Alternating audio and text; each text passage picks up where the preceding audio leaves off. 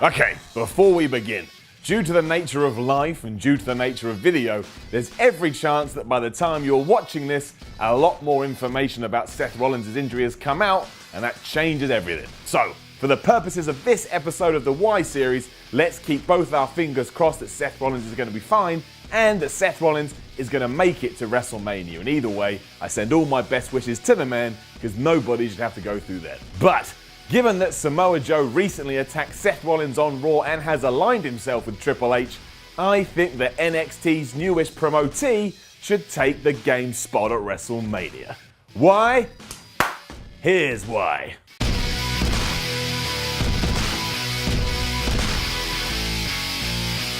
Now, unfortunately, as much as I would like to see this happen, I don't actually think it's going to happen. But on that point, the Why series is here to encourage debate, to make you think about things and react. It's not the be-all and end-all of what should happen in the pro wrestling world. It's just like a mini editorial to brighten up your life. With that said, I really do think a Samoa Joe versus Seth Rollins match at WrestleMania 33 does more for WWE going forward than if Seth takes on Triple H. To a certain extent anyway. As we've said before here, allowing Seth Rollins to beat the King of Kings at the grandest stage of them all is only going to do wonders for Seth Rollins' career. I mean, Triple H is still considered a huge star by many, and given how much effort and time has been put into the feud, if Seth has his hand raised at the end of it, it's just going to give him a huge rub. It's something that he can use as a platform for years. Much like Chris Jericho did when he won the Undisputed title, or, of course, how Brock Lesnar and Paul Heyman continually go on that they were the people to break the Undertaker's streak. That kind of incident can be the concrete to which you lay all your foundations. I just thought of that now, it's good, right? Foundation, concrete, build, whatever. However, Joe being inserted into the mix does change things a little bit. Now, no one knows what the plan is for sure, apart from those that are in WWE's inner circle. But if that plan was to just bring Samoa Joe up and then let Seth Rollins run through him at Fastlane, well, that's no good. That's no good at all. We all know that when Mania is done and dusted, Triple H will go back behind the scenes and we won't see him wrestle again for a while. And that is fine. He's a veteran, he's done more than enough in the past, and to be honest with you, he probably has a lot of other things that he's got to achieve, and wrestling at this point just gets in the way of all of that. And yes, like we just pointed out, although Seth can use that win on TV, what I'm more concerned about here is the damage all of this could potentially do to Samoa Joe. If Rollins hadn't have injured his knee and then managed to get one over Joe that just tied into the whole Triple H storyline, that just makes Joe a part of somebody else's game.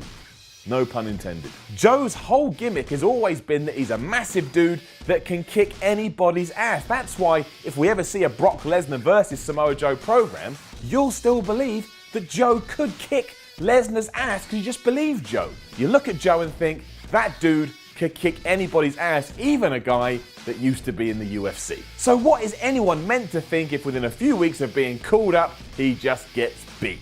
It's fine if you know the guy and you know his career and you've seen what he can do in the Indies and NXT, but if you've ignored all that stuff, some man has just arrived on the roster and you're left with the impression of, meh. Sure, he kicked down the door damn hard when he arrived, but slowly and surely that door started to creep back closed and there was nothing that Joe could do about it to keep that door open. Now, as an analogy, that made absolutely no sense, but my point still stands. Momentum and domination when somebody enters the scene is key, and as soon as you lose that, it's really hard to build it back up. So why not have it be Samoa Joe versus Seth Rollins at Mania 33 with Triple H in the former's corner? I'd argue the two would have a better match with each other, and I'd argue that Joe would get a tremendous push over being this associated with the game. Plus, if you still want Rollins to win and continue this on, you can have that match down the line. Do it at SummerSlam or something. I don't care. It's your show. What do I know? I get that this all still results in Joe losing, but it's a far better scenario than him just getting wiped out of Fastlane or completely fading into the background before the biggest night in the WWE year. This time is crucial for him as he tries to establish himself, and having some kind of post-Mania drive is even more important still. You can't just feed him to the wolves and then expect people still to care. As soon as you get fed to the wolves, people stop caring. I tell you who they start caring about, the wolf. And I don't mean Baron Corbin, it's another analogy. And I understand as well, Joe versus Rollins doesn't have the same mainstream appeal as Rollins versus Triple H, especially when you consider how much time they've invested into that feud. It's got to have a payoff. My focus here really then is how they go about handling Samoa Joe throughout all of this.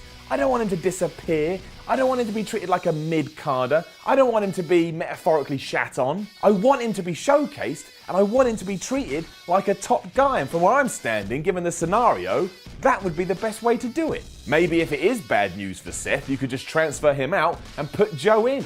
Triple H comes out on Raw, says he did what he said he was gonna do and took out Seth Rollins. And then Joe comes out and says, wait a minute, pal, you didn't do that. I did that. Show me some respect. Triple H doesn't show him respect. Joe gets mad. Joe beats up Triple H. And there you go. There's a match for Mania 33. Ultimately, it is going to be Triple H and Rollins at Mania as long as Seth is okay. And I'm fine with that. I think it will be a good match. And I am looking forward to it. But just make sure you do something with Samoa Joe at the same time. Get him over to SmackDown to have a match with John Cena. Put him in the IC title program. Pick a name of note and let Samoa Joe kill him. I don't care what you do, just do something. And please, WWE, don't bungle this. Don't bungle it. Now, don't forget to leave a comment below and let us know what you think about all of this. And then like, share, and subscribe. And you can even come tell me on Twitter at SimonMiller316. I'm Simon from What Culture. It's time to say bye. Thanks for tuning in. You have just been wide.